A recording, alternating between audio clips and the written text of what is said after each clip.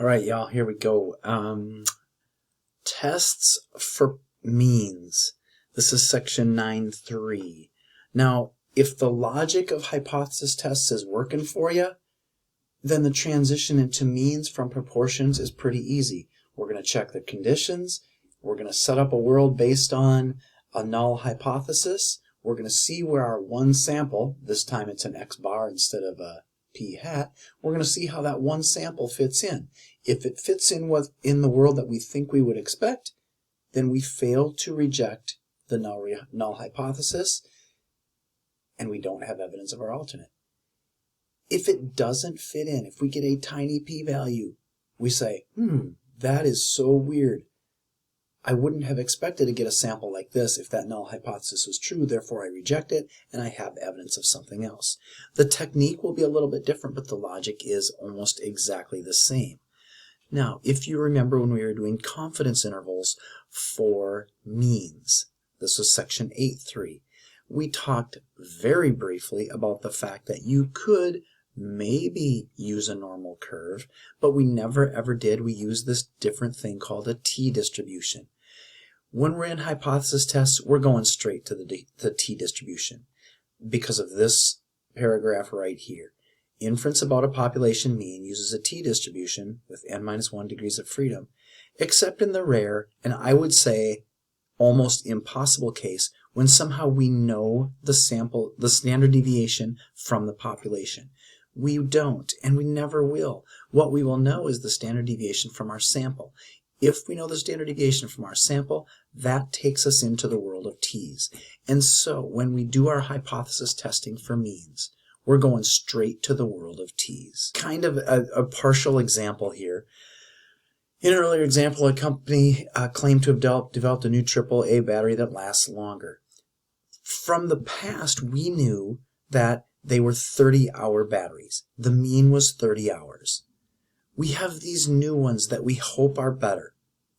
So we took an SRS of 15 of the new batteries, 15 of the new ones, and from those 15, we added up how long they lasted. We divided by 15, and the average was 33.9 hours with a standard deviation of 9.8. Well, 33.9 is absolutely for certain bigger than 30.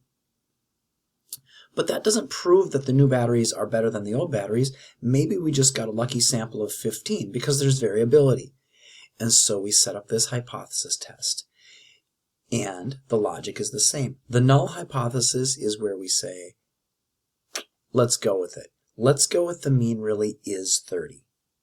That thing that we thought from before. Somebody's claiming it. The alternate, and what we're actually hoping for, is that the mean is really bigger than 30. Where, what is mu again? Oh yeah, that's the true mean lifetime of all the AAA batteries from this new process. Not just the 15, but from all of them. So then what? We'd have to check the conditions, and the conditions are the same as they always have been. Randomness, normality, and independence. Randomness, it says we took an SRS. Go to this screen. Randomness, we took an SRS. Normality, well, let's see. The population itself, they didn't tell us anything about it, so we can't go with that. If the population itself is normal, we'd be golden. We could stop right there and say, let's move on. Or, if the sample size was bigger than or equal to 30, we could say, hey, let's move right on. We're good. The population is not known to be normal. The sample size isn't big enough for the central limit theorem, so then what? We do one of these three things. This is the one I would always recommend that you do. Make the world's quickest dot plot, and it says, see this? There's no crazy outliers. There's no crazy skewness. This thing is good enough. It's not quite normal, but it's close enough that we can use our t-distribution.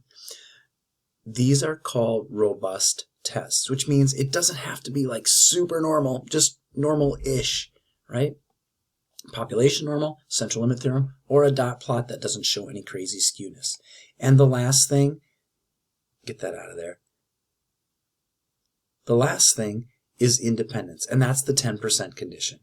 We sampled 15 batteries. Are we pretty sure there's at least 150 of those new batteries? Yeah, I think so. Randomness, normality, and independence. Now that we know this, now that we know it's random, normal, and independent, we're going to say, let's build a world around what we would expect if we had our sample of 15 from a world in which the population mean was really 30. If the population mean was really 30, we would get something that looks like this, where 30 was right here in the middle. Sometimes we'd be a little above that, sometimes we'd be a little bit below that. We'd be somewhere in here usually. There's this thing called the test statistic. Darren's going to show the calculations for that. You don't have to. I'm going to show you on your calculator, but here's what he did. He said, you know that test statistic, that 33.9 that we got? 33.9, that's higher than the parameter of 30 that I built this world around. 33.9 minus 30 equals something. Divided by the standard deviation of the statistic, which is, S sub x over the square root of n. It's a formula that we've used a bunch of times. It says when we got that 33.9 sample, that x bar of 33.9, that thing was 1.54 standard deviations above the mean. That was 1.54 standard deviations above what I expected. In other words, this. We were here when I thought I would have been around in here. So the question is, what is that? Darren says, go use table B to figure this out for a t-distribution. I say don't worry about that. Let's use your calculator. Okay, your calculator knows all about this stuff. Now we're going to have to remember some things. We have to know the numbers that we got. We're going to go to stat. We're going to scoot all the way over to tests. This time what we're doing is called a t-test. It's a test built around a t-distribution. It's a t-test. Okay, so now we've got a couple choices. If our input is in a data set in a list, we would use this, but ours isn't. We know the summary statistics for our data. Now we have to tell the calculator a bunch of things. What was the mean, what was mu in the null hypothesis? And if you remember from that problem, it was 30.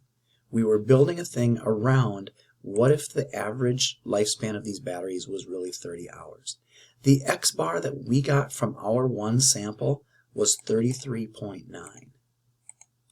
And the standard deviation from our sample of size 15 was 9.8. Somebody told us that. Darren told us that. N is 15. N is the number of elements or items in our sample. This next one is, what's our alternate hypothesis? Our alternate hypothesis is that the battery life, the mean, is really more than 30. So I'm going to pick this one, I'm going to click enter, I'm going to have the calculator draw it, and what it says is, on a t-distribution it looks like this. This is a t, the test statistic of 1.54. We were 1.54 standard deviations above the mean. That has a p-value. My chance of having a tail that looks like this shaded area, is about 7.28%. So we're going to use that p-value and say, hey, is that p low? Because if the p is low, I'm going to reject the null hypothesis. If the p is not low, I would fail to reject. Notice, what we got on our calculator is pretty much the same picture that Darren got, and then he went to use table B back here. We found that our p-value was about 7%. Is that low? Our hypothesis was that the null hypothesis was that the mean was 30. Is the p low? Now this didn't say, and if it doesn't say, we are comparing our p-value against 0.05. Alpha equals 0.05. Is 0.07 low compared to 0.05? No, it isn't. So I would fail to reject the null hypothesis. If the p is low, you reject. If the p is not low, you fail to reject, and we say, I do not have enough evidence to conclude that these are better batteries. I'm actually not super surprised to see something like this, even if the mean is really 30. Sometimes you're going to get a sample like this. It means we must have been in here. A little bit surprising, but not crazy surprising. It's in the area of the tail that says, I'm not shocked about that. Surprised a little bit maybe, but not shocked. What Darren says here, forget about this using table B business. It says this: because the p-value exceeds our default, it is not low, we failed to reject, we cannot conclude that the new batteries are any better. That's the result of this hypothesis test. One more example. Totally different context. Level of dissolved oxygen. You know, the DO in a stream or river is an important indicator of the water's ability to support aquatic life. Apparently that's true. I don't know, but I guess it is. Researchers measures at 15 different random locations along a stream, and they got these. They said that one place it was 4.53, and then another place it was 2.87, another place it was 4.4, another place it was 6.38. They got those 15. That was their sample. They got 15 different readings. Now from that, we could easily add those up, divide by 15, and find out what X bar is. Dissolved oxygen level below 5 is bad. And so we're going to do a hypothesis test. We're going to say we're going to perform a test at the alpha equals 0.05 level. That's the default. We're going to say the null hypothesis for this stream, it really is 5. Our alternate is the real mean is below 5, which would be bad for the aquatic life, right? We're going with the assumption that it's okay, but we're suspicious or we're cautious or we're concerned that it might be below 5. Where what is mu again? Oh yeah, the actual mean dissolved oxygen level. We got to check our conditions. Randomness, normality, and independence. Random, they chose 15 randomly chosen places. Normality, oh no. The sample size is 15. Is the population itself normal? We don't know. Is the sample size bigger than 30? No, it's not. And so what Darren does here, he makes a couple different plots. Frankly, I would have made a dot plot with these and showed that it does not show any skewness. The truth is, if you get a sample size of something small like this, if you tell your reader, hey, it appears to not be totally skewed and it doesn't have any big outliers, so I'm going ahead, you're okay probably. No outliers, no strong skewness, we're going to go ahead. The last thing is independence. They took 15. Well, it's a stream. You could have taken an infinite number of readings from an infinite number of different places, so we're going to go with independence. Is 15 less than or equal to 10% of all the places you could measure from in the stream? Yeah, of course it is. So now, Darren's going to do the do here. I don't know what happened on these symbols. It's terrible. This is the world of what we think would happen if it truly was 5. We would take samples and we would get samples that have X bars around 5. Darren does some calculations that are hard enough anyway, and then they're goofy because my symbols didn't show up. So we're going to go over and use your calculator. Okay, here's our calculator. Here's the previous example we did. Earlier, I went to my calculator and I told my calculator those numbers. These are the 15. I entered them into, and I put them in list 4. I don't know why. This is super important data that I want to save for something. Yeah, right. These are the 15 data points that we were given. There they are. I hope I've entered them correctly. I think so. So now, the data is there. I'm going to get out of here. I put my stuff in list 4, remember. Stat. Scoot over to tests. This is still a t-test. We did a test where we took one sample. We're going to use a t-distribution because we don't know the standard deviation from the population. You never will. It's a t-test. Now, I don't know what S bar and S sub x are. Now, if I really wanted to, I could do my one variable stats, calculate X bar, calculate S sub x, and then plug those in here. But my calculator is smart. My calculator knows, hey, if you know the data somewhere, just tell me where it is and I'll go look it up. So the mu from our null hypothesis, in this case it was 5. Where's my list? I think I put this stuff in list 4. At least I hope I did. Frequency list, we're going to leave that as 1.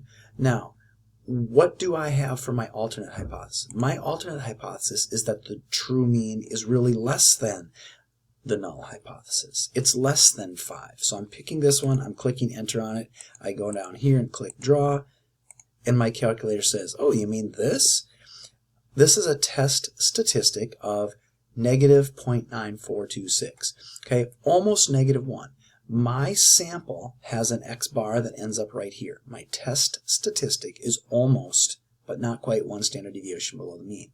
This has a p-value of 0.181, right? About 18%. 18%. It says, I'm going to get a sample like this about 18% of the time. So what do we do with that in terms of our hypothesis test? Let's go back here. Our hypothesis was that mu equals 5, and our alternate was that mu is less than 5. We just got a p-value of 18%. If the p is low, we reject the null hypothesis. If the p is not low, we would fail to reject the null hypothesis, which means we do not have evidence that the oxygen level is bad in this stream.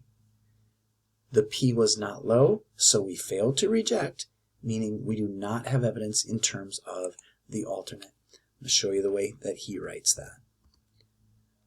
Blah, blah, blah, blah, blah. We find out this is a p-value that's pretty high. Since we decided not to reject the null hypothesis, it says we may have made a type 2 error. We didn't reject, but we could have. But it says we failed to reject. We don't have evidence that there is bad water for the aquatic life or whatever here. But that's the logic of t-test is exactly the same as it was in 9.2, except we're using a t-test instead of a one-prop z-test. And we have to tell the calculator what is our x bar and our s sub x, or we tell the calculator to go look in one of the lists. But the logic is the same. We build a world around the null hypothesis where we say, this is what we think would have happened. And then where does our one sample, where does our one x bar fit in that? If it's way up here or way down here, that's a low chance of happening. That p would be low. We would reject the null hypothesis. We'd say, hey, we have evidence of the alternate. If the p is not low, it keeps us up here in the world of what we probably might suspect if the null hypothesis was true, so we failed to reject it. That's the logic of every hypothesis test. And that's the end of the one-tailed tests.